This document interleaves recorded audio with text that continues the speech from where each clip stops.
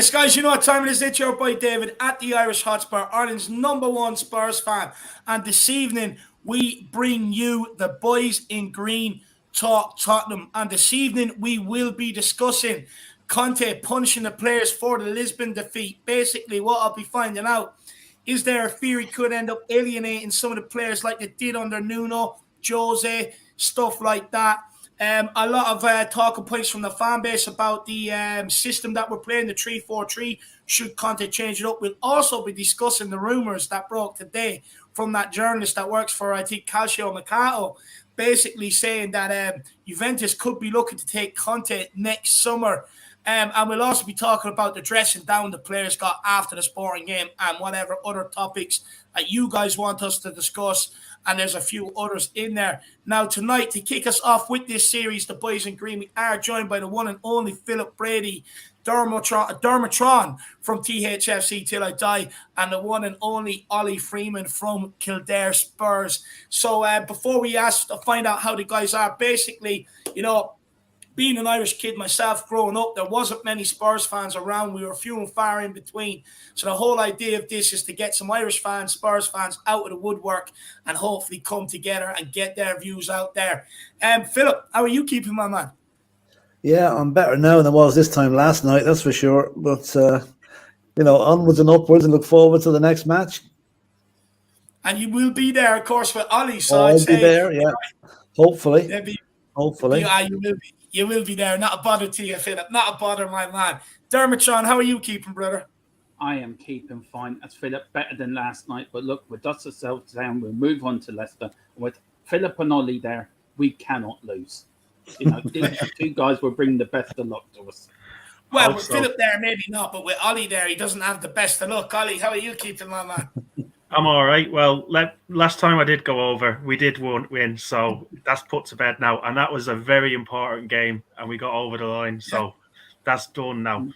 But yeah, hopefully Saturday we can bounce back because I think we were all a bit down, well, very down after Tuesday. But I'll be honest with you, by the time yesterday evening came and I was watching the football, I was over it. I know we'll come back and we'll win more games than we lose. Yep. No, 100%. Could not agree more, my man. Could not agree more. Well, look, we'll take some comments from the chat and then we will kick into it. Ryan Trestain, good to see you, brother. Lovely channel membership badge beside your name. Says, big up, David Jack. Don't want Conte to go. It would be a disaster. Really hope that he stays. Another great show. Just know it will be much love. Big up, Ryan. Really appreciate that, my man. I think, look, none of us want to see Conte go whatsoever. But he was stern. What he said, Conte doesn't want to renew his contract. I don't know how true it is. Conte didn't come out today, from what I've seen in the press conference, and put any fire on the rumors. So I don't know what to make of it. Dan Coy says, as much as the Champions League game result was tough to take, so glad I'm back at the lane tomorrow due to work and family commitments. Won't be back until the Liverpool game. Hopefully, different 11 Saturday. Well, look, we'll get into that as well, my man. I definitely think there needs to be some rotation. Jiu-Jitsu Boy 69 says, needed a rocket up the arse, but the manager's got to take a look at himself. Also, subs and changing tactics when the game is not going our way. Yeah, I agree with that. Look, he had options from the bench. He could have changed it up, went forward at the back at any stage as well. But I also understand why he didn't. He trusts these players. He was probably hoping to rely on the quality of the players to maybe get the job done. Mick Hermlock says, good evening, Jack and Dave. Big up, Mick. No Jack today. Jack's having a night off. He's not Irish. He doesn't qualify. He doesn't qualify for tonight's show. There's no grandmother rule involved in this. Mark says, Conte saying only player struggling in the tactical aspect is Bissouma. Unbelievable comment. Bissouma was one of the best midfielders last season. Disrespecting Bissouma and Spence to the media. But look, we'll start off with this. We'll start off nice and light. Philip, I mean, what do you make of them work quotes on Bissouma? Is it worrying? Does it concern you? Or is Conte right? Don't put him in there until he is up to date with the tactics. Yeah, it's a bit of a mystery, really, why Bissouma hasn't featured, because we all thought he was the great white hope, the great coloured hope in the middle of the defence, or the middle of midfield. So he's obviously not adapting to his new surroundings as quickly as we thought he would. But Conte's been very honest there. He hasn't gone for the stock answer. Oh, well, it's a tactical thing, or I'm not quite this, that, or other. He's gone back and what I said to him. He's not buying into my concept. That's basically what he's doing. And until he does, we're not going to see him. That's the way I read that. And it could be to put a rocket up Bissouma's ass. Maybe he's just not as Now he's come to a big club. He thinks he's in the comfort zone, and he's going to have to earn his place. So I hope he does, because I think at the minute, poor old Pierre-Emile Højbjerg is literally running on empty at the moment. He needs a break, and Bissouma should come in there. As regarding Spence, it doesn't look as if Conte fancies Spence. I mean, we're all clamouring for him to be in, but I don't think that's going to happen anytime soon. It could be wrong, but I just can't figure that one out now. I really can't. Yeah. It's look for Spence. I think there's a call for him to come in against Leicester. Actually, if I'm being brutally honest, look, Matt Doherty, we know what we're going to get. We know what we're going to get with Emerson. Unless you play Kulu down that side, it's pointless. So for me, I think there's definitely cause for Jed Spence to come in. But Dermot, I mean, on Bissouma here, do you think it's a case of Bissouma maybe being too comfortable, or do you think it's a case of Conte's system is so tactical and there's a lot to be able to, take in and to be able to execute within that 90 minutes in that system? Do you think maybe that's why he could be struggling, or do you think it's down to him maybe thinking he's made it because he's arrived at Tottenham? I think it could be a bit of both. I mean, look, Conte demands you do a specific job. If you can't do that, there's no point putting you in the team, because you're going to let yourself down, your teammates down, and the fans down. So he's like Spence, putting Spence into extra training with a different coach, and he's not going to put it in till he's ready. Bissouma is an experienced Premier League player, so there should be no problem with him. A footballer should be able to adapt to new surroundings, new tactics very quickly. And I'm very surprised, and I think it is maybe a bit of both, Dave. Maybe it's a bit of these big-time Charlie now. I'm at a big club and I don't have to work as hard to make contact, saying, look, you don't start training hard and doing what I want, you're not getting in the team. Do you know what? I think from my reading of the situation, I believe personally it's down to, what Conte expects from him. I mean, I think it's so much that the guy does take time, because someone made a good point when I was on Sean's channel earlier that, Eriksen was benched for a while until he got up to date with Conte's tactics at Inter. Same as Fabregas at Chelsea as well.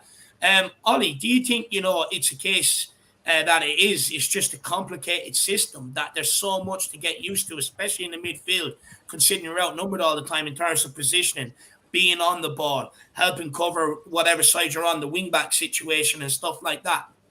Yeah, that's what I'm hoping what it is anyway, because from the outside looking in, I thought that Bissouma would be going straight into the team, but and another part of it is that for him to get used to the tactics, doesn't he have to just play more to just get used to it in live games? That's what I was thinking on the outside looking in, but obviously Conte is a top class coach, and there's things what he's looking for what I or probably us wouldn't even think about, and he isn't doing it.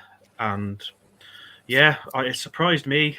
I thought he'd be in a lot quicker, but obviously he isn't doing what Conte wants him to do. But I wish Conte would just put him into some games what we're clearly going to win. I know there's no easy games, but just to get him more used to it, because there's no, yourself, when you start a new job or anything, you can do all the training you want, but you're not going to really get used to it up until you get right into the thick of it and start doing it. So for me, I don't really get why he's not trying Spence or Bissouma or some of the other players more.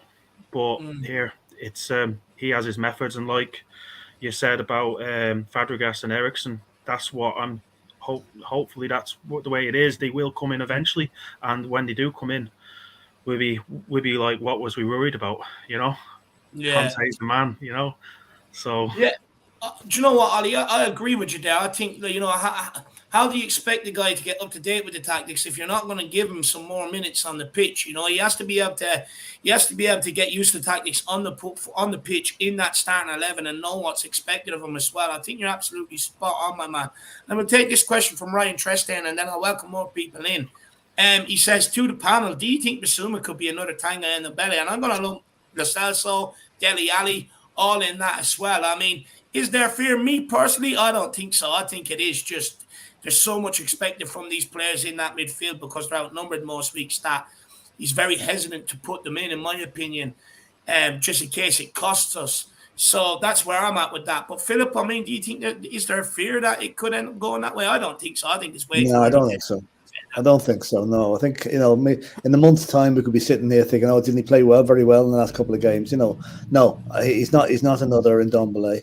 Of course, Ndombele did come off the bench and scored last night, so typical. No, Bissouma will be okay in time, but how long that's going to be, who knows? Yeah. No, I couldn't agree more. Big up Theo as well. I hope you're keeping well, my man. Philo, 123 Kai says, big up David. Jack. No Jack tonight, lad. Always great to see your show. I'm hoping Conte plays Kulu right now and Richie our right mid and Richie right wing. With Kane striker and Sonny left wing. I really think it could work. Thoughts? Right wing back, I presume you mean for Kulu. But look, we were talking about Spencer maybe saying there's a shout for him to come in on Saturday, guys. We'll start with you on this, Dermot. Do you think there's a shout for Kulu to come in? Because against Marseille, he came on for Emerson at right wing back, and he straight away he offered more creativity and more potency down that side. Yeah, I think that's a good shout. I actually didn't think until that game Kulu being right wing back, and I think it's a great shout. But I'm really hoping Spence gets his debut on Saturday. I've been saying it from when we got him, Dave. You watch him go. Once he starts one game, that kid will flourish. And I'm telling you now, and I've said it before, and I'll keep saying it, we have the next Kyle Walker on our hands. We really, really do. This kid is very special. And under Conte, he will become a world-class player. He needs to start playing him. No, I agree. I think Kulu has to come back into the side. But Ollie, do you think we could see something unusual where it could be like a Lucas Moura or Kulu? Because last season there was murmurs of that with Conte in some of the press conferences saying that he did have other options at right wing back, and he tried Lucas there. He brought Kulu on there against Marseille. Do you potentially could see something out of the ordinary at right wing back against Leicester? He brought Kulusevski, because he brought Kulusevski on against Marseille as a right wing back, didn't he? So when he went down to 10 men, and he actually did all right there. So I could see that for definite. And it gives him less of a headache of dropping the three lads who he wants to play up front as well. So in that way, everyone wins. Lucas is injured, isn't he, for Leicester? I've heard it in the press conference today. Sorry, he is. So if he thinks that Doherty's still not ready, because actually, do you see in the press conference today, he says hopefully when Doherty goes on international duty, he'll get his 2 games in. So that kind of told me that he's either starting Emerson on Saturday or he might go with Kulusevski as right wing back, so he doesn't have to drop the front three. So Kulusevski maybe. I don't think Doherty's going to come in on Saturday. It sounds to me he's not ready yet. It does sound like that, and it was interesting that he said he's struggling to get back to where he was at last season. If he's struggling to get back to where he was at last season, it's not anything great to go off, because bar that run of 4, 5, 6 games he wasn't great last season. But interesting to hear him say that. Does he think Doherty will ever get back to that? It's hard to know. But look, I'll be honest, I hope he doesn't play on the international. I want to say Bene or Ebisele or someone like that running down our right-hand side. But Philip, is there even a case of bringing Perisic over to right and bringing Session back in? Because Perisic is too-footed. There is, but Conte seems to have faith in Emerson. And I think Doherty's not ready for the game on Saturday, because he's more or less said that today. I think you leave Perisic out on the left. It's possible he will bring in Kulu as the wing back. But I suppose what you're saying about Perisic can play on the right or the left. So it might be an option to bring him in either. It's a bit of a jigsaw puzzle, and I really don't know what way it's going to go. But all I know is, there's an awful lot. I've never seen so much anti-Emerson stuff has come out in the last 24 hours, And to be honest, he wasn't the worst on the pitch the other night, But it's give a dog a bad name, it seems, and it's very hard for him to get rid of it, So I would not be a bit surprised to see Emerson still on the side on Saturday. I hope not, but watch this space, It'd be great to see Spence coming in. That'd be my ideal situation. Bring Spence in.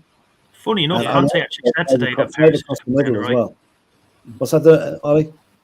Conte said today that Perisic can play on the right in his press conference, so that could be something. Yeah, you could do. But then again, I would actually play Kulusevski as well, but maybe stick him. He can play as a number 10. Why not put him in the middle with just in the diamond, just behind the front two? Because he can pick a pass. We've known the problem against Marseille or against Sporting was there was nobody to pick a pass. And when we did pass it, we either overhit it or the chance was gone. So the creativity end of it could be solved by trying him out in the middle. If it doesn't work, switch it back to the old format again. But we're playing a team like Leicester who couldn't hit the way out of a wet paper bag at the moment. So it's a good team to be playing this Saturday, you know. And we normally get a few goals against them, as does Harry Kane. So he loves them, you know. So I would hope that the Conte is adventurous with his team selection. That's the best way of putting it. Yeah, I really do hope so. I really do. Look, I actually believe you will see Emerson retain his place. I just know it. Conte absolutely loves the guy, and I just think he will retain his place. But for me, when Emerson plays, you've got to play Kulu beside him. I think Emerson was really showing up in the final third with Richarlison there because there's not that usual link-up play. And with Kulu, he hangs out on that right with Emerson for him to give the ball back to him so he can whip it in on his left. That wasn't happening with Richarlison. So for me, if Emerson does play, Kulu has to play with him. But look, we'll welcome a few more in and then we'll get into talking about Conte, my favourite subject. Shauno says, what's up, everyone? Big up, Shauno. Good to see you. Mr. Cool Dog says, is Conte leaving? Look, I'm 50-50 on that news. I know Philip and Dermot have real emotions towards it, but I'm 50-50, but we'll get into that. Big up, my man. You've got Chris Nash says, all this talk is rubbish. But we'll wait and see, my man. Guitano, as a Juve fan, I want Conte. Well, don't do that, my man. You become very unpopular around here very quickly by saying that. Big up, brother. I hope you keep the man. We've got Martin's Desmond. I can't believe Conte likes Emerson playing. Look. He loves him. I don't know why, but he loves him. Jerome says, evening, David. Big up, Jerome. Good to see you in the building. I hope you're keeping well. Big up, Pierre Ogie. And he also wants to know where Matty Hayes is. Yeah, Matty's a busy boy, man. He's flat out working, so he is very, very busy. Don't worry. I'll make sure he gets on one, my man. Good to see you. We've got Dan Coy says, good listen from Ali Gold tonight. Seems Basuma issue is defensively off the ball. Still no one on Spence though, even though rotating the left side a lot. 100%, my man. Seems to be rotating the left a lot more than what he does with the right. Anyway, Calavicious, evening, guys. Big up, everyone. Good to see you in the house, my man. Big up, Mick Carmelot. Great to see you. We've got Ron Vignac says, wait, what now? I saw Conte not renewing his contract means we are effed. Look, we'll get into it. I think it's 50-50 personally. Spurs 89 says, this all sounds like fake news, Dave. Look, I hope it is. I sincerely hope it is. GCM James 77 says Roberto Mancini's a better fit for us. Trust me. I don't know about that, my man. I don't know about that. Who else have we got here? And he also goes on to Spurs 89 says Brighton system is so different to Conte's. Conte would see it as a massive risk to drop him in there until he's ready. Yeah, look, that is fair enough. That is a fair point, my man. We've got Ellie in the house. Ellie Hoiberg, I'm declaring I'm an honorary Irish lass and love all you brilliant Irish lads. Talking all things Spurs, it makes my heart warm. A big up, Ellie. You know, all you need now is a bowl of Irish stew and your heart will be 10 times warmer. You know, that definitely warms the heart, a bowl of Irish stew. You know, beyond that, I can't wait for the call to kick in. Big up, Ellie. Good to see you in the building. Got Mark New as well. She's very interested with Basuma. Does he need more training or more game time? Is it this system that's too complex or his attitude? It's holding him back. Pierre Hoiberg needs a break. Well, Mark, I think we covered every single one of them, my man. Big yourself up. You know what they say. Great minds think alike. Never forget that, brother. Got Jeannie Deese's breakout game, 7-0 Spurs. Look, it's going to happen at some stage. I remember me and Philip sat there for about 4 games on the trot last season saying it, you know, and then eventually it happened. So I do believe it's going to happen again. Philly says, Conte is so good they named him twice, actually. Says Conte said he's happy with Emerson. Look, I can see why. Look, he was atrocious, I thought, against Sporting, but on the whole, I think he's been okay so far this season. Gavin Williams says, I think Conte is the only one happy with Emerson. Seems like it. And Philip and Jack as well. Jack is an Emerson enthusiast. And we've got Brian C. Socrates says, big up, lads. The boys in green all talking serious facts. Come on, you Spurs, this Saturday. See you there, lads. The release of the team sheet an hour before will be eagerly awaited. Big up, lads. Brian, shame you couldn't join us tonight, my man. Another very insightful Spurs fan. Hopefully we'll be able to get on one of these with us soon. What you need to do is just send the missus and the kids out one day. You know, just send them out. Tell them they need, like, send them off to the cinema or something, and then you can sit here and come on with us, my man. But big up, Brian, and I hope you enjoy the trip here with the two boys. We've got Paul G says, just came in to support. Great panel. Big up, Paul G. Really appreciate that, my man. We've also got Paddy Harnett, another one who should be here tonight. Big up, Paddy. Good to see you in the building. I hope you're keeping well. Good evening, you horrible shower virus fuckers. Big up, Paddy. Where are you, my man? You should be here. You should be here. I'm disappointed in you, Paddy. The P1 Mujeri says Conte wants to leave with Emerson to Juve. Well, look, if he wants to take him with him, I won't say no. Kev Williams says, good to see you all. Big up the Flat Cap Army. Big up, Kevy boy. Claude Murphy says, big up Spurs as well. Big yourself up. Adri says, have we ever had a manager in the last 20 years that doesn't fall out with Levy, pays himself as the highest paid chairman in the Prem and blames everyone else but him? Joseph said it. He is special. That's fair. That is a fair point. I mean, I don't think we have had a manager that hasn't fallen out with him. To be fair, my man, big yourself up. And big up Joseph as well. Good to see you. Joseph Tyler, big up IrishHotspur. I hope you guys are well. Love to see a partnership with Skip with Bentacore or Bentacore with Basuma.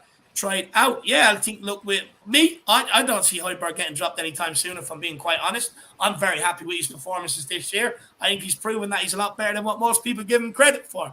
Ellie says, can Cooley play as a cam? Put Richie Richarlison as right wing back. I mean, we're all in the box. Ellie's gone way outside the box. So far, I have to go looking for her with my binoculars. But, Philip, do you think there's a case that Richarlison could do a job at right wing back if that's the case? I'd do a better job at right wing back. No. No. Sorry, Ellie. I think Ellie's been a bit humorous there. You don't play your striker at wing back, really, I don't think so anyway. I tell you, there'd be a lot of people scratching their heads on Saturday if we put that formation out with Richie at a right wing back. No, never going to happen. Sorry, Ellie. Yeah, I don't see it either, if I'm being quite honest. He's more of a striker than he is even a winger anyway. Dermot, do you see this happening at all? I think Ellie's been at the special Irish whiskey, I think. I think she started earlier than me. No, I can't see that happen again. Sorry, Ellie. Phil, Ollie, do you see any of this happening? No, can't see that. Ashley Cole started off as a striker and ended up as a left back, but no. It happens sometimes, very rare, but no. I can see the first part of that being right. Maybe Kulu as a cam. I can see that actually happening, but not the second part. He could do that, Yeah, not the second part, Ellie. No, like Dermot says, you need to have ice with that Irish, with that Irish malt water, I would say. Big up, Ellie. Appreciate the support, my dear. I hope you enjoyed yourself in France as well. Hopefully you had a ball. But look, guys, let's get into it. Philip, it was actually our first defeat since April. Now, I was absolutely furious with it. Do you think fans like me are overreacting to the defeat to Sporting? Well, look, 16th of April was the last time we lost a competitive match, and I was at that game, and Ollie was with me there, and we weren't happy. Okay, you never like losing, but as I said the other day there, if I'd have been in a coma since April and woke up last night to see the reaction that was coming in from a lot of the Spurs fans worldwide, I would have thought the Spurs hadn't won a match since 16th of April, never mind not been beaten. I do think it's an overreaction. It's understandable because we're so used to not losing, and when you actually lose a match to a team that we should be beating 7 days of the week, was disappointing. The performance was disappointing, and it probably was a bit of an overreaction. But it's understandable. But I think things might have calmed down a bit now, and it's on to the next match. And if we win handsomely on Saturday, last Wednesday is going to be forgotten. And I think that's what Conte has to be telling the team. You can't do anything about Wednesday night. We can do something about Saturday. And let's get the fan. Let's hope there's a positive reaction. Although I'm afraid if Spurs won 6-0 on Saturday, there'll still be some people not happy. Unfortunately. Do you know what, or Philip? I actually think we're going to see a nice cohesive performance on Saturday. I really do. I believe it. It's coming. It is coming. I think if we go back to basics of Kulu, Son, and Kane, I can see us beating Leicester easy, in my opinion, especially because they want Rodgers sacked. But Dermotron, if Spurs were to lose any of the games that we've played so far, was this the defeat to Sporting the least consequential or dramatic sort of loss? Like, basically what I mean is would you rather it happen in the Champions League early on in the group stage rather than the Premier League at any stage? I think I would. I think that's a very good point. I mean, look, all you need the Champions League to win your home games and get a point at least away from home. And look, we're unbeaten in the Premier League. I'd rather get this defeat out of the way so Conte can see where his mistakes were and what mistakes he's made, so he can learn from them and the team can learn from it, and we can all move on to a better performance. So yeah, I agree with you. Though I was angry after Tuesday, but I think when I watched the whole game again, which was boring, I have to say at least. I think I'd rather have it done on Tuesday and just get it out of the way. At least that one defeat is done now, and just move on, dust ourselves down, and we'll go at Leicester. And I think we will beat Leicester by 4 or 5 on Saturday. I think there will be a reaction. I really do hope so. Ollie, we have an awful record away in Europe over the last couple of years. Do you think that contributed to the manner of the defeat against Sporting? You know, we lost to Zagreb away, we lost to Patros de Ferreira away, lost to Vitesse away, lost to NS Mora away. You know, these embarrassing results keep happening. What do you think is wrong with us going away in Europe? I actually don't know the answer to why we don't do well away from Europe. But when Conte came in, obviously NS Mora, we'll forget about that because he wasn't in long. But with Conte coming in now, the mentality is supposed to be completely different, and it doesn't matter whether we're away or at home or who we're playing against. The mentality is, he always says, it is to fight and to get the result. And if you can't win, don't lose. That's what he said it a few times, hasn't he? So I think why we were all pissed off after that game, because towards the end we were starting to think, you know what, we'll go away with a point. And then, like I seen your tweet on Twitter, Hugo made a great save towards the end, and they were all high-fiving each other, and we could all see it coming. It happened actually in the Chelsea game. I remember Hugo making a great save before they took that corner and Koulibaly coming, and we could all see it happening. And it happened, and I think that's what's caused obviously the overreaction of the loss, because we could just see it.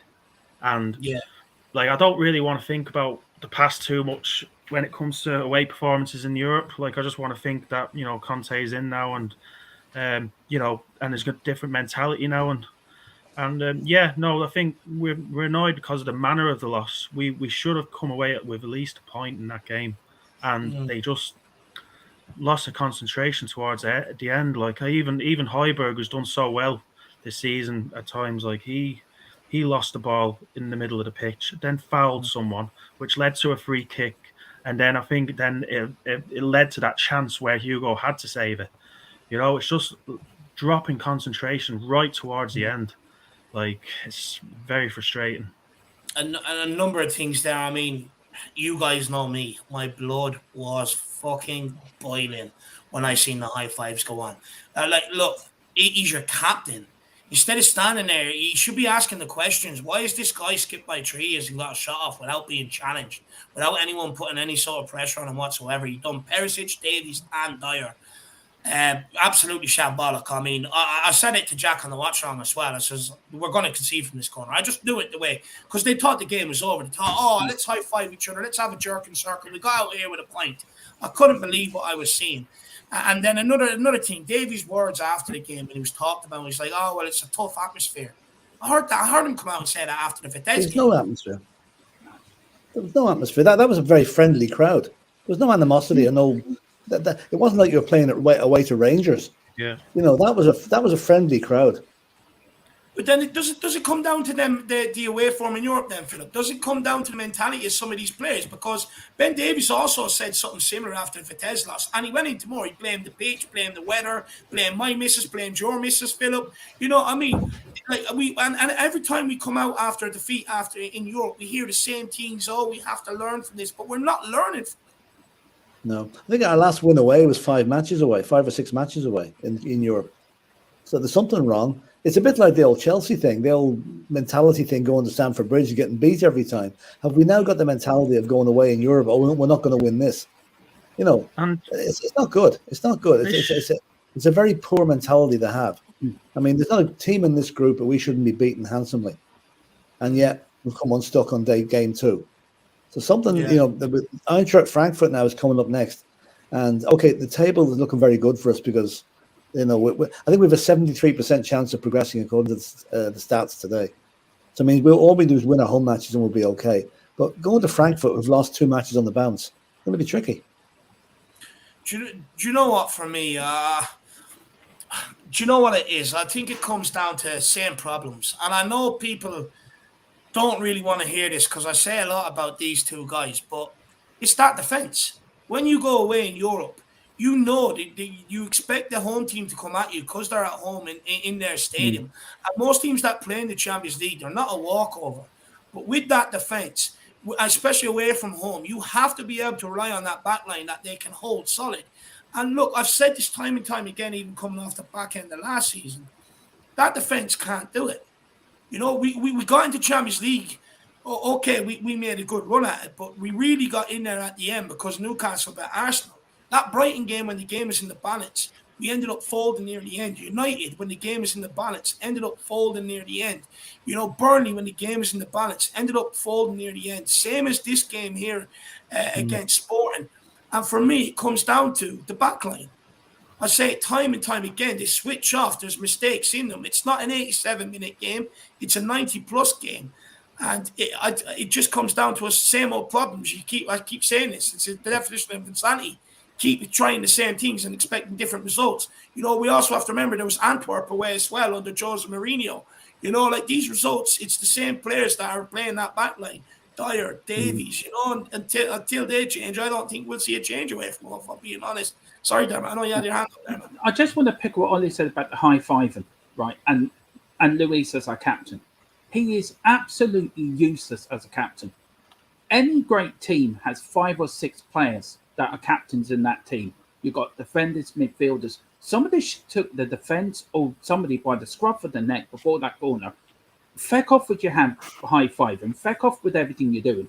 Get back to your positions and do your fecking jobs. Then we won't concede a goal because everyone will be concentrating. Don't look back. Yes, she said they're all high fiving each other and we'll go out for a pint tonight after the game. Do your fecking job. That's what you're paid to do. And as for Luis as captain, that he should not be captain anymore because it is useless as a captain as sending a bloody cow into a butcher shop. You know what's going to happen. Do you know they should make Romero or something like that captain, who would actually take the players by the scruff of the neck and say, "Do your fecking jobs." Never been a fan of a striker or a goalkeeper being the captain. No.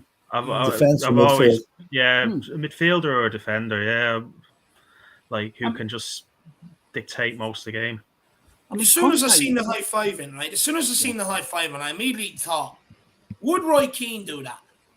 Would Roy Keane do that in the 87th minute? Or would he stand there bollocking him and going, Dyer, why are you standing there like a tree with your hands behind your back? Davies, why are you standing there like a statue again with your hands behind your back? And Perisic, why didn't you do enough to try and clean him out to stop that run? It's just, I just couldn't believe honestly, I could not believe what I was seeing. I really couldn't.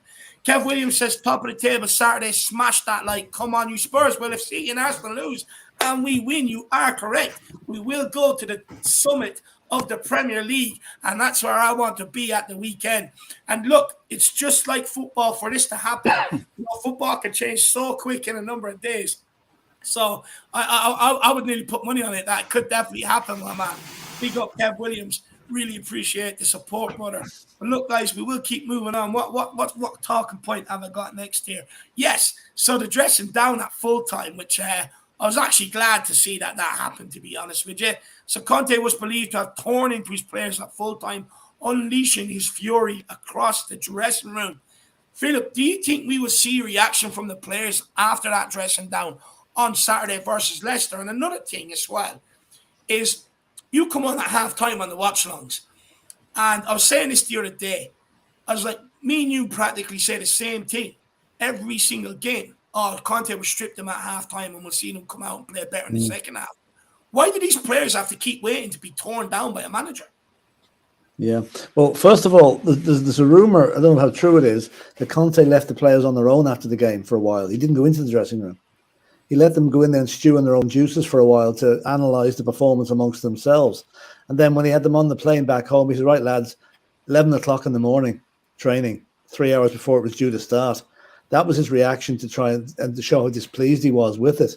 Now, if those players have any sense of pride, they would have taken Tuesday night as never going to happen again. We're not going to let that happen again. And we're going to win the next match for the boss, for the fans, for our own professional pride. There has to be a reaction, because if there's not a reaction, I'd be extremely worried. I will be extremely worried. There will be a reaction on Saturday. The crowd will, as long as the crowd gets behind them. But what I want to say in your other point there about us having to say at half time, Conte's going to do this and going to do that. He shouldn't have to. It should be done from minute one. You know, what he should do is give his halftime team talk before the match. Then they might start playing from the start. Because too often this season, we've sat back, we've let the other team come at us and dominate possession. And it's taken the second half for it to come out with a rocket up their arses, basically, to start playing football. Now, I don't want to see that against Leicester. I mean, I know Leicester are crap at the minute, but they've got some players who could hurt us if they're given the time and space to do it. Yeah. James Maddison, Tielemans, Jamie Vardy, they're no dozers. And they will want to prove something on Saturday that their start isn't reflective of how they're not as bad as they appear to be, and they're still bottom of the league. So there's got to be a reaction from the players. What I want to see on Saturday is at them from minute one, at the jugular, fast passing. Longley has to come back in to allow the Romero himself to play the ball out of the back. And I don't want to see this tapping the ball around the penalty area for 10 minutes before we cross the halfway line, because that is going to play right into Leicester's hands, and it's going to get the crowd on their backs as well. Yeah. Just on what you were saying there about, you know, Conte leaving the players to kind of dissect it themselves for a little while after. I mean, judging by the high fiving that was going on, they were probably gelling each other's hair and doing TikTok dances, to be honest with you. I wouldn't say they were stripping each other. You know, they were probably, you know, I'm just eat what McDonald's we would get on the way home. You know what I mean? I just don't see them in there stripping each other down. I really don't. Especially after the high fiving. I don't know. Anyway, we're going to move on. Dermo, what do you think Conte was most furious about when he went into that dressing room? Do you think it would have been the performance? Do you think it was the late goals that we conceded? What do you think he was most furious about? Maybe the forward line not clicking? Everything. It was just a dire performance. But Dave, how many times these are the same players, time and time and time again? It doesn't matter if you've got Conte, Jose, Poch in charge. They do the same thing time and time again. They're kind of getting it into their thick skulls. We cannot lose this game. So how many times are we going to... They don't deserve a dressing down. They deserve a rocket launcher all up their asses. Dyer, Davis, you know, them players have been there a long time. Lloris, Højbjerg's been there a while. You know, they've done this time and time and time again. And if Conte can't get some of these players to actually do things right, what chance have we got? He needs to drop all them players and just drop them completely. But the problem is, who do you bring in and replace them? Do you know what I mean? So it's, you know, I'm glad Conte's toured into them, but I think he needs to dress and down them every day in training. You know, you're not going home for a week. You stay in the hotel. We're going to do a full week's training. You're not seeing your families. You're not seeing your children. You eat, sleep, breathe this week. It's not North Korea, Dermot. Huh? It's not North Korea. Look, it's the only way them players are going to learn. That they're not going to. It's the only thing that's probably going to work, Dave. I'm sorry. You know yourself, you and Philip and Ollie and myself, how many times have we pulled our hair out over Dyer, Davis, Sanchez, Lloris making mistakes time again? Not just under Conte, under previous managers. And something has to give. Conte needs to keep them there for a week and give them hell, because that's the only way they're going to learn. Well, speaking of Conte keeping them there, Ollie, actually, I'll get into it in a second. Everybody, if you are enjoying this, everyone smash that like button, smash that subscribe button if you're new, and feel free to help support the channel, help support the show with a super chat with your talking point or your thoughts. It'll highlight it and we'll get straight to it and everyone will give it a good discussion. But look, we know times are tough out there. out there as well. So keep getting your comments in, and we will bring them up. But look, Dermot wants to treat it like it's not Korea, but Conte didn't quite go that far, Ollie. But Conte basically was that angry, and hates losing that much. After the Sporting defeat, he dragged the Tottenham players in for a surprise morning training session the morning they returned from Lisbon. The players were actually set to have the full morning off ahead of an afternoon session the next day, and they were also made stay at the lodge as well that night. Do you think Conte is right to punish the players and drag them in to work on things so early after the Sporting defeat? Yeah, like he's the coach. He has to do what he thinks right. But just to say what I think he was probably most angry about is, well, there's a number of things, but I can imagine he probably got Emerson the next day and got a goal in front of him and got a ball and just got him to try and kick the ball into the goal, because he said in his press conference today that Emerson should have scored 3 goals. So he was clearly pissed about that. All right, he got into the right positions, which is good, but he didn't finish a chance. It's just something he mentioned today about that. He thought that Emerson should have scored, so he was going to be pissed off about that. I can imagine, like, here, I'm not like the greatest reader of the game ever, but from what I seen when Davis was in the opposition half, when he was progressing the ball, he lost it a lot. And Sporting was able to counter every time, and that I've seen him do that a few times. He would have been pissed off a bit with Richarlison, I think, as well. I think when, I know he didn't have that many chances, but, if you're going to play Champions League and be top level, you have to be clinical. And there was one header, it wasn't good enough. Kane, he dropped in deep a few times, but the ball's in. He tried to play with Richarlison in and do the right things, but the balls weren't good enough. He would have been pissed off about a good few things. So he's probably thinking, here, I've got more work to do with these, and they need to practice more before Saturday. So get him in early, get him sharp, and come out the traps on Saturday. Mm. Yeah, just one thing there, David. They stay in Spurs Lodge every time they come back from a European game. They go straight from the airport to the lodge. After every European you only live about 20 minutes away from the training ground. Why can't they drive home? But there's always a training session the next day, so that's why they do that, Oh, fair enough. I do like the fact that Conte pulled them in early, though. Get up out of bed. You don't run about last night, no bother. You'll be running about today in the morning time. Absolutely love that. Also, what? The goal we conceded from the corner, like, it looked to me, I don't know whether it was Emerson or Kane's man, but surely that was avoidable. Like, he had a free header on it. Like, they should have. I don't know how he managed to nip in and get his head on that with Kane and Emerson so close to him. I'm saying he was furious. If we stop conceding so many goals from corner kicks and free kicks into our area, we would be so much more of a better team. It would be unbelievable. We'd win so many more games. The amount of goals we concede from corner kicks is unbelievable. You go back to Burnley last year, Brentford last year. You go back to United last year. West Ham at one stage scored from a corner against us. Last night, it's just, we have not been able to defend corners at this club since Jose Mourinho. It's staggering. It really is staggering. I mean, Philip, why do you think that is? Why can Tottenham, why can that back line, why can they not deal with set pieces into the box? What's the issue? What's the problem?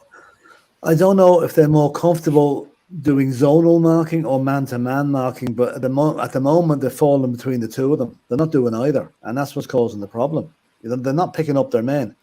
I think, to be honest, it was Harry Kane's man scored the other night. I think it was Harry should have got there.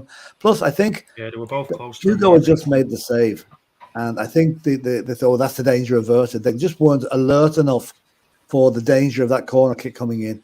They switched off momentarily, and that cost us. It shouldn't happen. And this new boy that they've got in doing the set pieces, okay, he's got some very inventive attacking set pieces, but it's the ones at the other end we need to look at, because that's costing us at the moment. Do you think they're nervous because Hugo's in goal and they know that he isn't the best at coming out and collecting that ball from corners, and it puts nerves into him? No, I don't know. I think half of them just have concrete in their boots, if I'm being quite honest. It just keeps happening. I mean, and over the last couple of seasons, nearly everybody's been at fault. I don't understand it. We've even made efforts this season to bolster up the height of our team and get big, physical, strong men in here, and they still can't compete in the air. I do think I like the way they've tried to go away from man marking to zonal to see if it's improving, but it's just not. So no matter what they try, whether it's man marking or zonal, it is not working. And it again, I know I sound like a record, but you know, it's only been a problem since Toby and Jan left, and certain guys have stepped in, and we still can't. I don't know. Anyway, I won't go down that hole again. People will be giving out to me. Dermatron, do you think it will lead to? Oh no, where am I?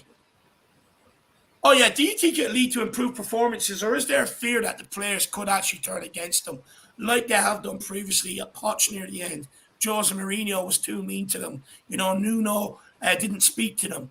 You know, so I mean, basically what I'm trying to say is some of these players over the years have just had excuse after excuse why they have fallen out with managers, why they don't like managers, etc., etc., etc. Is there a fear by punishing them after a sporting game that stuff like this could start to appear? I don't think so, Dave. I think there's more players that want Conte to stay and want Conte to succeed, the likes of Kane, Son, Audier. And I think there's more players in that group will understand why Conte's done what he's done and will probably respect him more. Where they haven't respected on other managers fully, they will respect Conte. So no, I think there might be one or two might turn against him, but I don't think that will last very long. I think that'd be jumped out very quickly in the dressing room. If that happens, he'll banish them, like he did with the 4 lads before the transfer window closes. He'd just say, right, out the dressing room. He will not stand for any nonsense. So I think the players know that, and I think the players have learned to respect him. So I don't think so, no. Well, look, you know, it remains to be seen. I still don't trust some of these players. Under Nuno, they were crying because they were told they weren't good enough, so they're going to be a part of the B squad. Under Jose, they were crying because they told they weren't good enough. You know, he told them some home truths. I mean, I have my fears. But look, let's bring in Anthony. Anthony's arrived to the party. How are you keeping, my man? David, sorry for being so late. No. Good, man. How are you keeping? I'm good, David. What about yourself? You keeping well? I'm good, man. I'm good. But look, we'll bring you in. The fact that Conte is punishing the players, you know, brought them in early for early training session, man. Is there a fear that some of these players, they have shown to turn on managers before when they start doing things like this out of the ordinary? Is there a fear this could happen again? I think Conte probably has enough credit in the bank at the minute with the players having such good performances last year, and I suppose the impact he had coming in after Nuno. I don't think it should have a big issue. You know, they came home on the plane last night and then slept at the training ground as well. So I seen that this morning. I wasn't overly surprised, to be honest with you.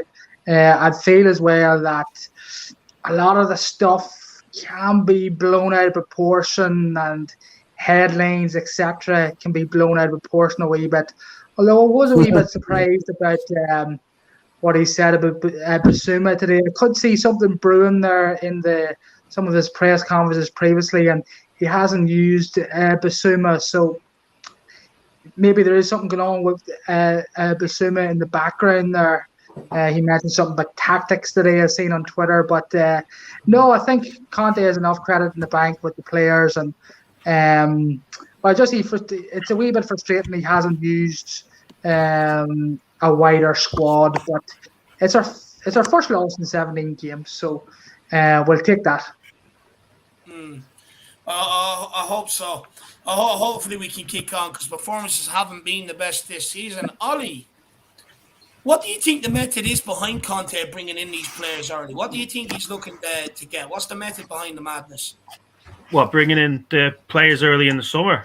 No, in training there after the sporting game. Oh, like I said earlier, just to correct the mistakes what was made in the last game. Like, there was so many, and like the professional footballers, like he can't wave a magic wand and make them do they need to do it on the pitch, like, and have a bit of thinking outside the box. I know his system's like fairly rigid, and you know they all have to do their jobs, but they have to get the right balance. and he's probably working mostly on their mentality, because obviously they just didn't, they mentally just fecked up on Tuesday. All right, they couldn't get going enough. They could be prolific enough to get a goal against Lisbon, but you know what I mean. Just hang on for the draw. The way they lost the game right at the last second like that, I haven't seen that since Mora. Like it's a good while ago, and I was actually starting to enjoy the fact that at least we're not giving away goals at the last minute anymore, and went and did it again.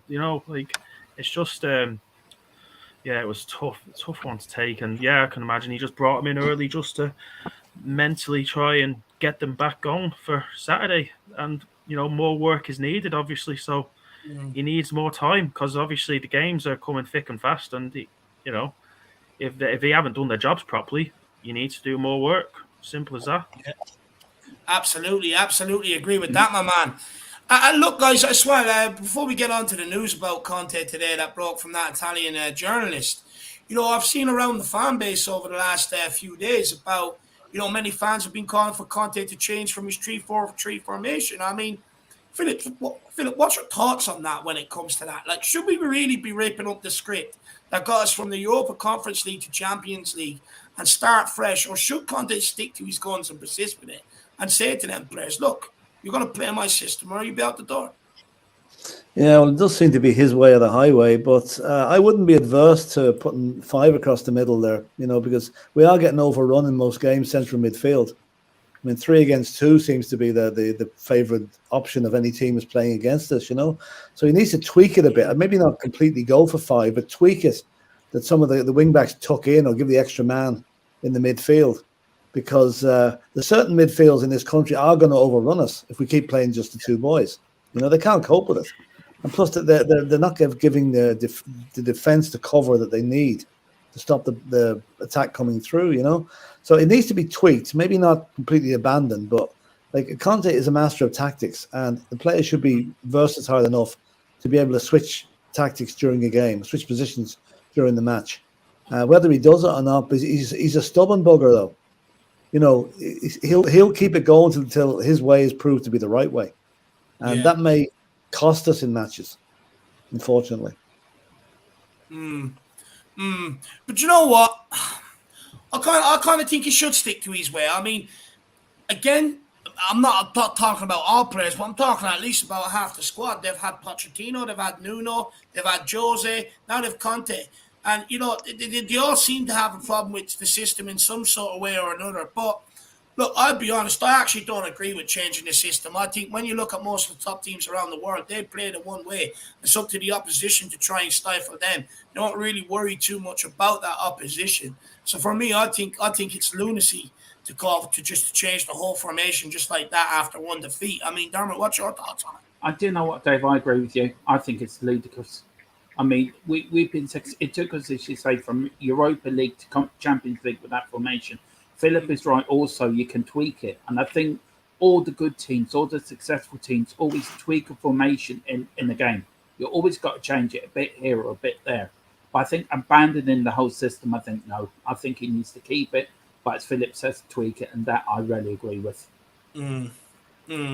Yeah, well, during games, I think he could tweak it. There are times where maybe he could go forward at the back and get an extra body in the midfield. I agree with that, but I don't think we should change it all up from the start, if I'm being brutally honest.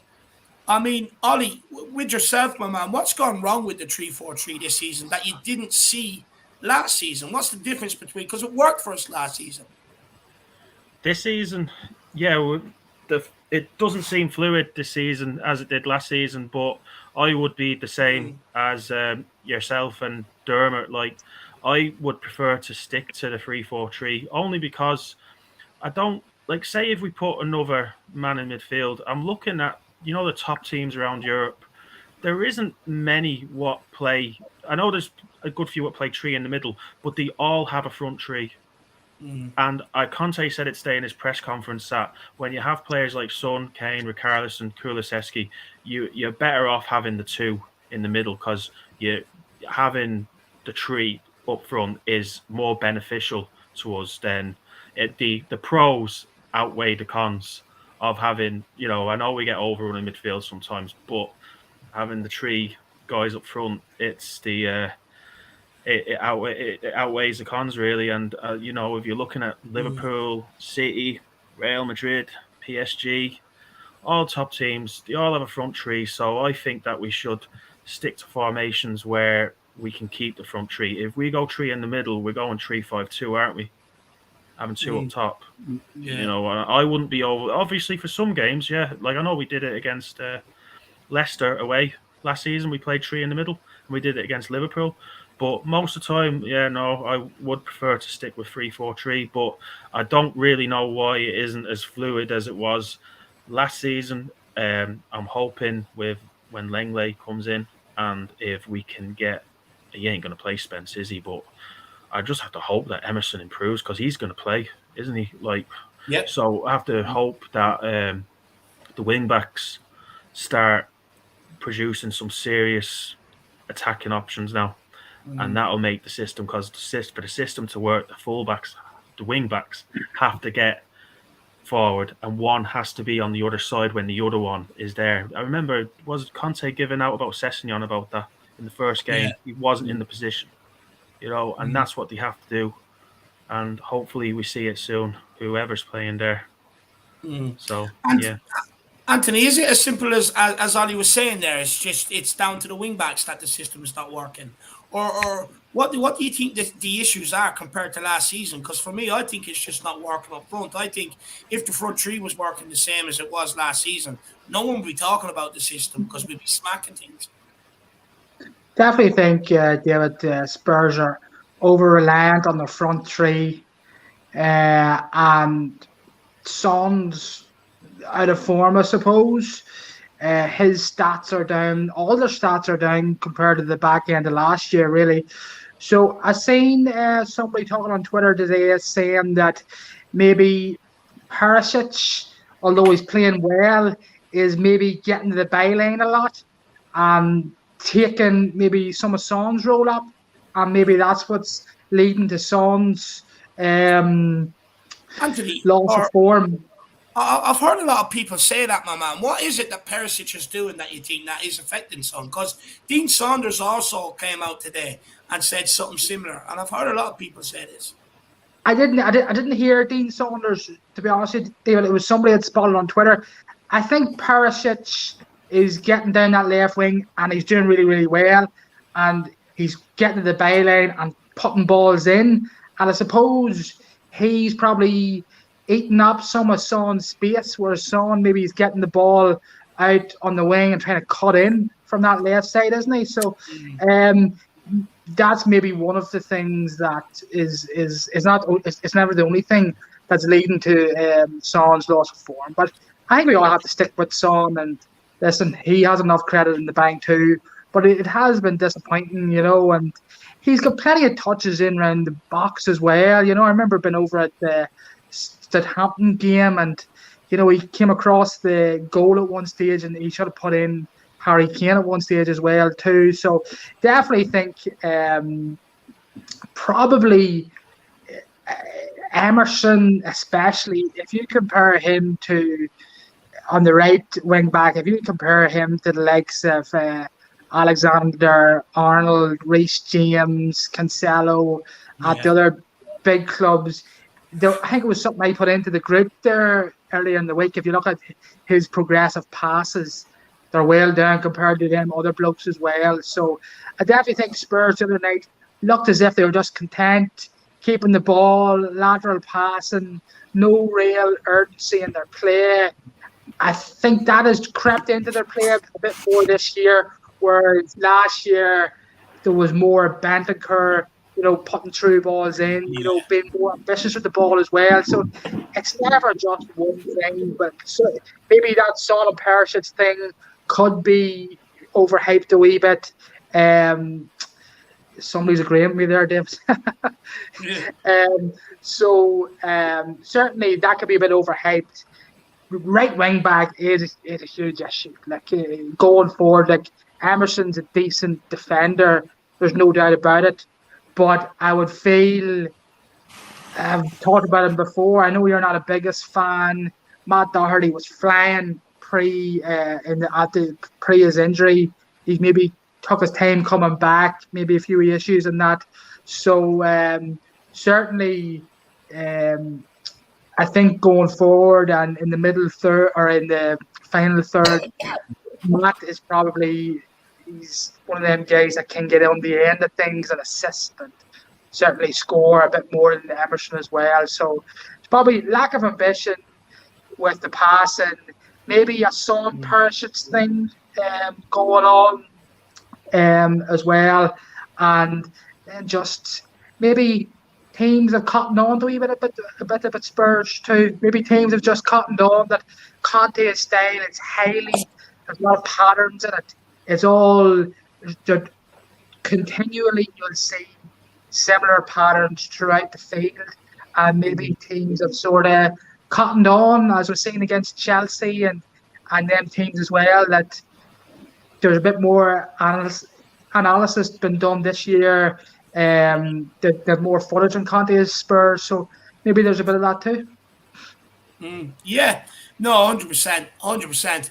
Me personally, when it comes to Sonny, I think when you look at it, last year a lot of his goals was coming from him being the focal point, the outlet, the one running in behind. This year he's being asked to hold up the ball, get involved a lot more in the pre-build up to the attacks, and he keeps getting knocked off the ball. I think maybe Conte needs to get back at looking at getting him in behind. And I do take what you're saying about Perisic maybe taking up a bit of that space, because when Son was running in behind, he had acres there to do it. But because Perisic is so attack-minded, he is hanging out there a lot more than what maybe someone like Session would be, for instance. So I definitely think you have a fair point there, my man. Big up Danny Kiriakou in the building. Watch my man. I hope you're keeping well. Got a super chat here for Brian C. Socrates. Says, lads, any chance Conte was throwing smoke screens to the media and Rodgers after all that? We'll see Bissouma in the midfield and Spence in for Emerson. Or if he was given genuine clues, then Session left wing back, Perisic right wing back. We'll give everyone a chance to answer this, and we'll start with you, Philip. You think Conte is playing mind games in the press? Yeah, Conte's press conferences they're a bit like watching a poetry reading. You're hearing one thing but getting different meanings out of it. And yeah, it could well be. And I mean, let's say I think we'd all be delighted to see Spence in, and Perisic was the other option. So yeah, it could well be, because watching Conte, like, okay, English is not his first language, obviously, and he says things that while we take a one meaning from it, he might mean something completely different by the use of maybe some of the words he's using, So I hope we do see Bissouma. I hope we do see Spence, and I wouldn't be adverse to having, as Brian said there, Perisic on the right and Sessegnon on the left, if it improves our attacking options without taking too much away from the defense. But we've got to remember, like, the defense, like even our golden white hope Romero was pretty crap the other night. So nobody seems to be immune from criticism from that defensive performance. So yeah, I hope he is throwing smoke screens. I hope he really is. You don't want to be too predictable.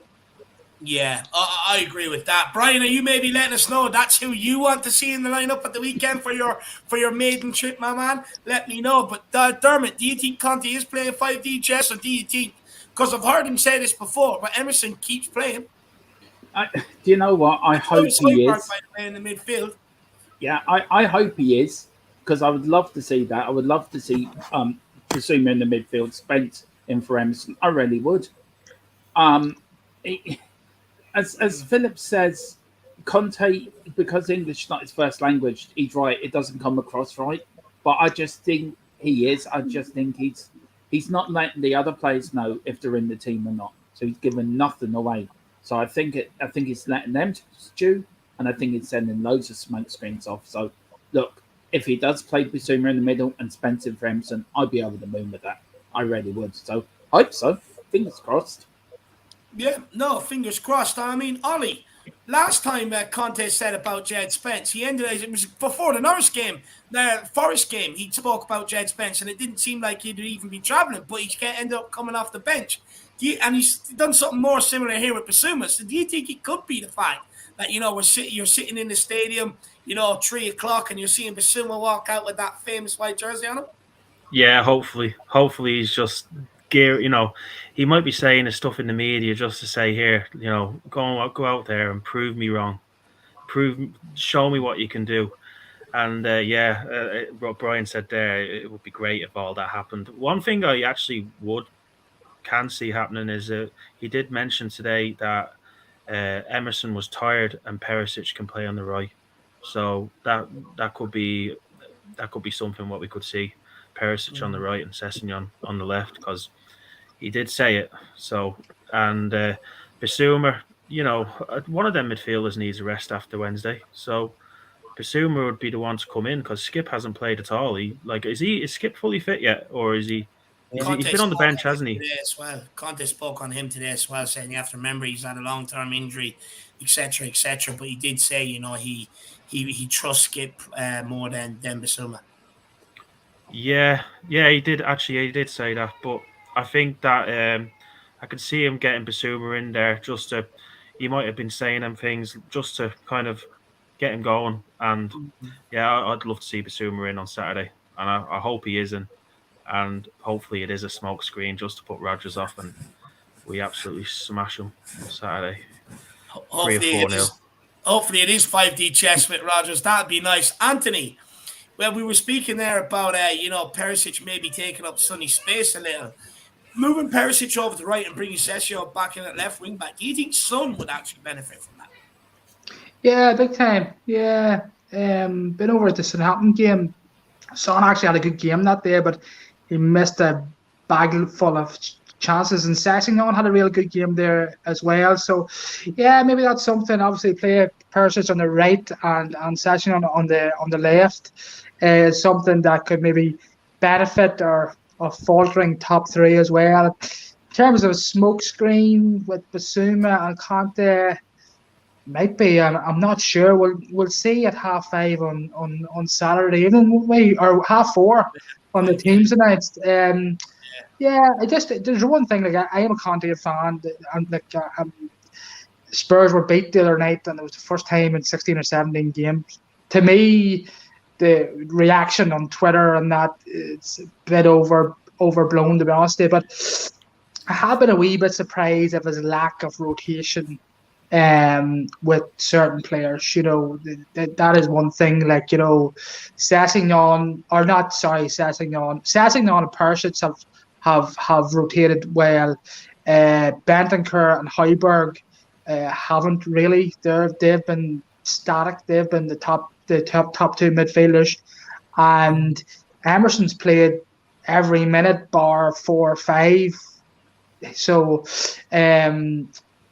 that's something that Emerson's probably a bit tired now at the minute, and Kane will get tired as well. And he's trying to play Son into form as well. So I hope it's a smoke screen. I would like to see Bissouma playing, because when I seen him against Spurs last year, he had a very, very good game. Definitely a bit of a destroyer in the middle of the pitch, and then he can good dribbler of the ball as well, and can pick out a pass. So certainly, and Skip as well. Don't forget about Skip, Peter. But he had a bad injury. He definitely had a bad injury. And they're two people that can come in and rotate with the two midfielders that we have. But it's a good time to be getting Leicester. Leicester is really, really struggling. So we're hoping that 3 points on Saturday. Of course it is. It's 3 points late. 3 point lane, my man. Of course 3 points are coming. Big up, Brian, brother. Really appreciate the support, my man. Top man. Hopefully you got your answer there, Brian. Let me know, my man. Let me know. What do you want to see, though, Brian? Do you want to see Sessegnon at left wing back, Perisic at right wing back? Do you want to see Spencer there? Do you want to see Bissouma? Let us know, my man. But look, guys, we'll move on to the last talking point of the evening, which is, give me 1 second there now, is Italian journalist Paolo Bargiglia. It sounds good. Took to Twitter to claim Conte is not renewing his contract with Tottenham. He also explains that if Juventus resist the temptation to sack Massimiliano Allegri until the end of the season. They can go straight for Conte, whose contract is up at the end of the season. But he's said as well, who can't wait to return to Serie A. Now, he, of course, managed Juve from 2011 to and 2014 and helped them win 3 consecutive league titles as well. And Allegri is struggling at Juve this season. Now, with Conte's contract is up at the end of the season, like I said, but there is an option to extend it by a year if Conte agrees to it. But he is yet to renew his contract at Tottenham. Philip, is that a cause for concern, considering there are rumours, with Juventus circling? No. This Paolo, or DJ, whatever you call him, has anyone ever heard of him before today? No. I reckon he's had this article written since the start of the season, and the first game Spurs lose, he bangs it out there. Like, what's his name? Is it an anagram of I'm a gooner scum from Woolwich? This thing boils my piss completely. This sort of rumor, bringing it out when the team is at a low ebb after losing a match to try and give the fans unrest. I would give more credibility to the man in the moon than that bollocks' article. And, I know I sound pretty strong on this, but there's absolutely nothing in that. It's not been confirmed by any other source, the so-called reliable sources. He's just made this up to give himself a bit of kudos in the journalism game. And, it just really, really annoys me that he's got, and it's very disrespectful to the Juventus manager as well. It's just, and trying to our fan base seem to have taken this on board as if it's gospel. Come on, lads, cop on. It's bollocks. End of rant. Are you not concerned that Conte didn't renew his contract coming into this season? No, I'm not a bit really. I'm going on what Conte has said earlier. He's building something at Tottenham. You don't build something and walk away from it. And one defeat does not change a thing. No, fair. So you don't think Conte is pining to get back to Serie A, to get back to have some pasta and coffee? Listen, that guy is with Tottenham. He's contracted to Tottenham. As far as I'm concerned, he'll be at Tottenham until he's not at Tottenham. But he's not going to go back to Juventus just because some hack from Italy decides to make up a story on a slow news day. Fair. I mean, Dermotron, what's your thoughts on it? Are you like me where it's potentially 50-50, or do you like Philip where you think it's a complete load of crap? I'm following the Godfather on this. I mean, he has spoken, so everyone needs to listen. Look, this was done, as Philip says, by a nobody. It's probably a 5-year-old sitting in somebody in his bedroom somewhere, and it's written it with a bit of crayon, send it into Juventus, and they've put it out. It's the biggest load of nonsense you've ever heard in your life. Honest to God. And if anyone believes it, it's April Fool's Day early. Look, Conte will be here next season. You'll get to January. After the window in January, he'll sign his new contract. Because then he'll have a few more players in. Because he knows if he signs his contract now, he won't get any leverage on transfers in January.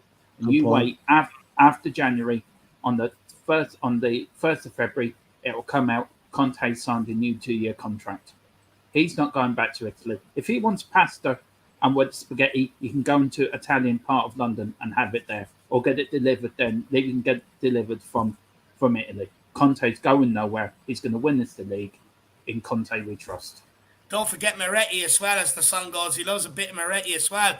Yeah. But do you know what, Dermot? You actually took my next question about the January transfer. Is he waiting until after January to renew his contract? And I agree with you. I agree. I do think it comes down to he's going to sit there and decide whether he's going to get back there or not. He's not stupid enough to do it before January, where it's kind of like, well, they backed me and now I'll sign my new contract, and now they're going to not do it again in January, or not maybe do it again to the same extent in the summer.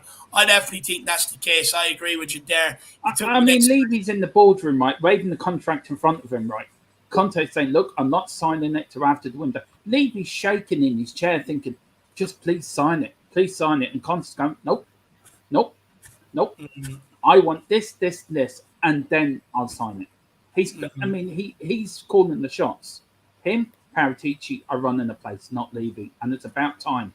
We've had a manager and the director of football who've gone in there. You did the business, we do the football. feck off. We know what we're doing. Oh, I wonder as Paratici had a word with Conte and said, look, you do not sign anything till the 1st of February, to make sure that this guy backs you again. Interesting. Faz Radfar says, Conte waiting until January to see where we are then. I also believe that to be true. I also think he'll take stock of where Tottenham are, whether we're still in the Champions League, out of it, where we are in the league, etc., etc. I mean, Ollie, what's your thoughts on the article? You think it's completely, or do you think there could be some truth to it? No, it's bullshit. There's a few things I actually wanted to kind of add to this. Like, one, I watched Juventus last Sunday, and the way they're going at the moment, they won't wait till the end of the season for Conte. They'll get rid of Allegri soon, and they'll probably go for Tuchel or Pochettino or Zidane, who's available now. I can't see them waiting for Conte. Also, if you're in Conte's shoes, he's already been at Juventus. He's already won titles there. And, I like watching Serie A, but I notice when I watch it, a lot of them stadiums, they're empty. They're full of empty seats. Like, why would you want to leave a Premier League team to go out there? I don't understand why he'd want to do that. And I know that he's only got a year left on his contract, but Graham Potter had like 7-10 years on his Brighton contract, and he was gone to Chelsea the next day. So contracts, they can be bought out. Like, so I'm not worried about him having a year left on his contract. That'll be sorted out, towards the end of the season. Like, he obviously wants to see what's happening, but the Juventus thing, nah, it's like ex-girlfriends. Don't go back. Just you only go forward. Dave, I just want to add one thing on Conte. And some Spurs 89's made a very good point. He wants to be the next manager to win silverware at Tottenham. He wants to go down as one of the greatest managers we've had, apart from Bill Nick and Keith Birkinshaw. Now, he has the opportunity to do that. Why would you leave to go back to an Italian league that isn't very good and stay at a club that you could become one of the best managers we've ever had? Imagine that having on your CV. You're the greatest Tottenham manager behind Bill Nick. I mean, that's something to have on your CV. And I think Conte will. I think he will stay. I think this is load of nonsense. Jose only went back to Italy because he got washed up out of the Premier League. So, why would Conte go back there? I don't think... He's Italian, though, lads. You have to remember, it is the place he was born by. But he knows. He keeps on saying it. He keeps on saying the Premier League is where it's at. He keeps on saying that the level's so high. So, if he's such a winner, he should want to stay here and try and play with the big boys. Not go to Juventus and... I agree. Play in front of half stadiums and, go out with the group stages in Europe, because they don't do much in Europe either, the Italian teams anymore. When was the last time Italian team won it? 2010. When was the last time Juventus got to a final? Was it 2015? Yeah, they haven't won it. They haven't won Champions League since like 1996. It's he should stay where he is. Yeah, and also Zidane is a Juventus legend as well.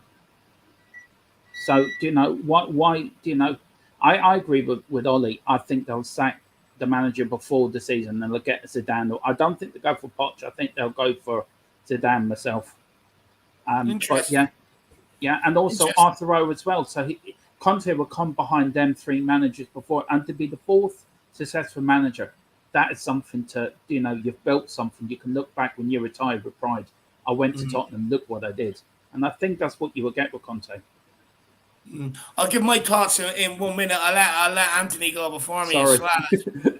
I'll just take this super chat from Faz. I think you're absolutely spot on, my man, when you say this.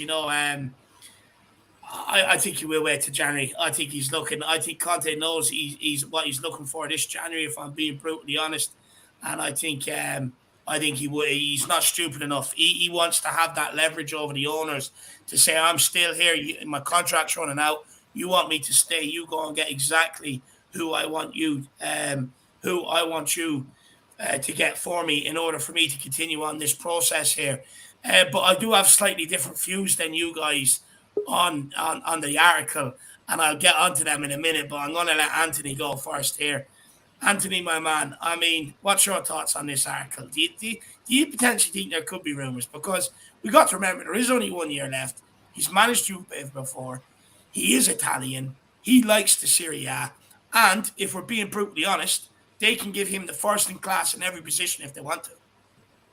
Yeah, sorry, I didn't hear all of the conversation there, but I'm still laughing about Ollie's comment about ex-girlfriends and never go back. Maybe that's something we can chat about later on, Ollie. But just one thing I would say about Conte, like his wife and his child, his daughter, who's in her teens, are still in Italy too. So I know he does go back maybe.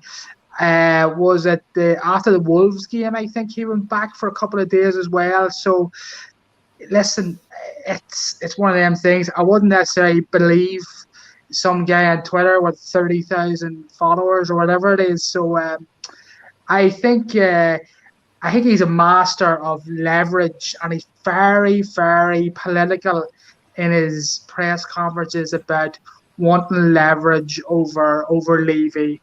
And whoever said it there, it's Conte and Paratici that is running it. I feel at times last year he had a gun to Levy's head, pardon the expression, about certain decisions because Spurs were going well, fans wanted to keep him, etc. And so is there a wee bit of truth in it? Maybe, but I think if Spurs continue to do well and Conte gets what he wants, don't forget he's one of the top paid managers in the world too, so that counts for something as well, you know. So no, I wouldn't be all doom and gloom about whether he's staying or not, you know. And there is other options out there, Zidane and Pochettino, and so there is. So I wouldn't be getting too annoyed about that. Look, I'll give my thoughts on it now.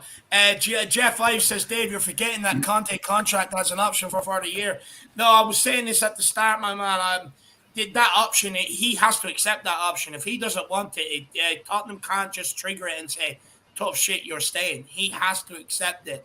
And that's where that option comes in. Now, for me, I'll be honest, boys, I'm slightly concerned. I am slightly concerned. I think what Anthony was saying there about, you know, him and his family still living in Italy, as well. I think the fact that Juve can give him the very best in the transfer window if they wanted to. I think the fact that he is Italian himself, he knows the Italian or the Serie A by the back of his hand. It does concern me a little, especially with a year left on his contract. And have we done enough this summer? But the reason what concerns me more about is after Conte, where do we go? Because after Conte, we're going to go through a massive rebuild. You're talking Kane will leave. Like, them Kane and Bayern Munich rumors will not go away. There's talks of that idiot brother of his fucking talking to Bayern Munich, or held talks with Bayern Munich, that Charlie Kane idiot. So for me, if Conte goes, Kane's going. Kane's getting 30. Kane will be 30, 31. You know, he's not going to stick around for another long-term project. So if Conte goes, Kane will go. And then you're having to look at maybe try and find that goal scorer, come up with a new way of creating chances, because Kane last season created the majority of our chances, etc., etc. So it does actually concern me quite a lot if there is any truth to this rumor, because for me, I could get holding out to the end of February, but it also would have made sense for me coming into this, if I was a manager coming into this season, to renew my contract so that then players know that I will be around here and that they will keep doing what I say. And are we seeing performances the way we're seeing because they know this guy is out of here in a year? That could have something to do with it. Look, for me, I'm worried, please. I'm worried. Someone tell me why I shouldn't, please. Dave, I'll text you the Samaritan's number when we're finished. You know what? Can I make a point on Kane for a sec? I don't think Kane's ever going to Bayern Munich or anywhere outside of England. I think he wants that record, that Shearer record. So I think if he wants that Shearer record, he's staying, whether Conte leaves or not. But I just can't see Conte going back to Italy like when he's in the prime of his career. I think like if he is, he's not what we think he is. Well, I'll tell you another reason he won't go. If he leaves Tottenham in mid-stream, if you like, it'll go down on his CV as a failure. And Conte will never, ever admit to being a failure. So he's not going anywhere. Dave, don't worry. Just keep calm. Just breathe. Just let it out. He's not going anywhere. You can relax. And they've signed that lad from Udinese as well. They did for next year. Yeah. In fact, he's actually included in our squad for the Champions League in the under-21 section, even though he's playing out in Udinese. Conte won't go because he looks at us and says, look, I can achieve something here. He will not go and he'll stay. And as for Harry Kane with his stupid brother talking to Bayern Munich, can Kane not sack the Egypt? Seriously. He should hire me, Dermot. You know, I'd have his best interest at heart. You know that. I wouldn't steer big Mitch wrong. I just hope the club are trying to renew his contract. I hope they are in negotiations or there's been some sort of agreement there that if they back him in January, he will renew. Do you think there could be anything like that in place, lads? Of course, yeah. I think so. Yeah. I think he's asked for a certain amount of money for January and the next summer. And Levy say, okay, we can give you that. And Daniel Levy isn't stupid. He isn't going to back a manager who he hasn't spoken to privately and said, here, are you going to leave next year? He isn't going to do that. If he got any inkling that Conte was going to be out the door next season, he wouldn't have given him Perisic and he wouldn't have given him the exact players what he wanted. He's not an idiot. So I think that obviously there's always a possibility that things could go wrong and he leaves next season. But I say there's some agreement there that he's going to extend the year. You know, Conte walked out of where was it, Inter Milan because there was no money. He ain't going to do that again because, you know, he's well loved at Spurs by the fans. The players love him. Levy is scared of him. And Paratici as well. You lose Conte, you lose Paratici. You lose to both of them. And then Paratici and Conte have been the two best things to happen for Tottenham in years. So Levy, with one brain cell, would do his best to tie Conte down to a 2 or 3 year contract. Conte won't leave. I'd bet my house on it he won't leave. Well, look, we'll take a few comments here. Paddy Harnett says, like I said before, lads, stop believing everything you see on Twitter. These shit ITK pages do it to generate followers and likes. Kane is not moving. That's 100%. Look, I really do hope so, but it's not just Twitter where these rumours have come from with Kane and Bayern Munich. It's been there all summer long. If I'm being brutally honest with you, Paddy, it's just with one of them that is just not going away. So with Kane, I'm a bit dubious because again, he hasn't signed his contract. You know, we've been put in a position come the summer where if he hasn't signed a new contract, you're looking at selling him for half the value of what he's really worth. So, you know, there is some precipice on the horizon there, if I'm being honest with you, my man. But big up, Paddy. Who else have we got here? We've got Lazy 8 says, point of reference, lads. Conte has said many times that he prefers the Premier League. Juve have had money issues for the last couple of seasons. Yep. They lost out on a Doji to us and a few others to other teams. But look, you know, last January, they may have money issues, but they went and got Vlahovic, they went and got Insakaria, you know, still signed a few players this summer, this, that, and the other. And you look at Barcelona, they were supposed to have money issues. They signed half the fucking world. You know, so, and with these clubs, I'm sorry to say it, but they always have ways around it. They have ways around it. They always end up spending money. It's just a fear of mine, but I take that on point, though, Lazy and Nick. About can I add a point to Nick's point here? What you've just said. You watch, there's a recession coming. And all these clubs that have spent money, like Barcelona, like the Italian teams, they will go very nearly bust again now because this recession is going to hit them harder. He's in the right place because Levy, one thing for Levy, he's made sure we're financially tight if there's a recession, that we won't be so hard hit. Barcelona, Juventus, Inter Milan, their teams are going to be struggling. So why would he want to go somewhere if a recession is going to hit and it's going to be a big one? Why would you want to move for a team that's financially sound to a team that's financially rocky? It doesn't make any sense. About these teams being financially rocky. And yeah, on paper they are, but they all have these ways of getting out of it. Like we've seen it time and time again. Even with the financial fair play where teams are on the other end of the scale spending an extortionate amount of money, they still get away with it. There's no accountability in football finances. I've heard time and time again about teams supposed to be broke, and they still go out and sign players. Real Madrid's supposed to be broke only a couple of seasons ago. Look at the money they've spent since. You know, I don't know. I wouldn't believe too much into them being broke thing. I tell you, can we get on to a more cheerful subject? This is depressing me, all this talk, who's leaving. It's not going to happen, lads. It's not going to happen. Just let's move on to winning on Saturday or something. Conte will leave us in a better position when he found us, though, if he ever does. We can all sit here. Look, my point is, we can all sit here and dismiss it, saying it's not going to happen. No one's seen Pochettino getting sacked. No one's seen Jose Mourinho getting sacked before a cup final. They happened. Do you think Levy's going to sack Conte? In the same breath there, those two guys were sacked. Do you think Levy's going to sack Conte? No, no way. Not a hope. But they were sacked off the back of performances like we've been seeing so far. He won't be. He's never going to sack Conte. Not a hope, David. Really. You know, it was different with Mourinho. Mourinho has his own problems. Pochettino had probably been there too long, and some of the players had turned against him. The players won't turn against Conte.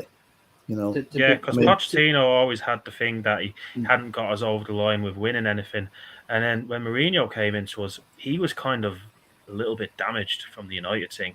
Like Conte was different. Conte came in on the top of his game, so it's the first time we've ever hired a manager like on top of his game. I can't think of another one. No, I mean to be fair, I can't see Levy doing that. I mean, to be fair, on Dave's point, I mean to actually. That's what I'm saying. We all say we can't see Levy doing it, but we didn't see Levy sacking Jose before a cup final when performances were bad. Performances are bad right now. Same with Pochettino who got us to a Champions League final. You think this guy will not pull the trigger on Conte if performances keep going? Or that him and Conte won't have fallen out between now and the end of the season? David, we're third in the league. We're not third from the bottom. We're third in the league. If Levy sacked Conte now, he wouldn't have a ground to go back to in the morning. We'd be down there burning the fucking thing down. I'm not saying right now, but I wouldn't be so quick to dismiss this news as complete bollocks. I really wouldn't. We've seen what's happened at Tottenham time and time again over the last few years. I mean, how many rumors have been spread about Tottenham in the last year have actually come to anything? I'd say 1 in 1,000. You know, the rumors, they're made up by guys with nothing better to do. Yeah, it's funny how it comes out after unsettle us. They're trying to unsettle its fans, but given the theme of the conversation tonight, they've succeeded. They've succeeded. Well, look, we can't let them do that. If you're being cynical, right, just being hypothetical, if you're being cynical, right, Tottenham is Tottenham. You know, you never know what's going to happen from one day to the next. We never thought Poch would get sacked. We never thought Jose would get sacked for a final. So Dave is right on that. But Philip is also right in what he's saying. We're third in the league. You know, the performances haven't been great, but we're unbeaten in the league. You know, and I know it's unsettling when you hear these rumours like this manager. Me and Philip we've been around the block a few times, and we've seen, you know, when Keith Birkinshaw left, you know, when he left, you know, it was a big. I was really upset when Birkinshaw left as a kid, you know, and then you just got to take these rumours with a pinch of salt. If it happens, it happens. If it doesn't, it doesn't. We still support the great Tottenham Hotspur. We have had a great start to the season. Let's go for it and see what happens because we're on one hell of a ride. But I do agree with you, Dave. If you agree what you say, but also agree what Philip says. So you know, I also agree with the point on the ITK is that there does be a lot of news floating around there that aren't true. But they're the same people that we also praise when we get the news that we want to hear. Just because it's news that we don't want to hear, we shouldn't be so quick to dismiss it as bollocks. Is my point. Yeah. No, you know, you are right. Look, we all don't want Conte to leave. None of us here, 4 of us, including Anthony, none of us want Conte to leave. Can we see it happening? Probably. If all of us were to put hand on heart, we'd probably say no. We'll probably say he'd be here till next year or the year after. But when these people write this nonsense, it unstables the club. It unstables the fan base.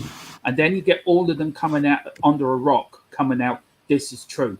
Like the Conte out bullshit we've been hearing the last few days. I mean, that's the biggest load. This is what I'm saying. With this ITK stuff, right?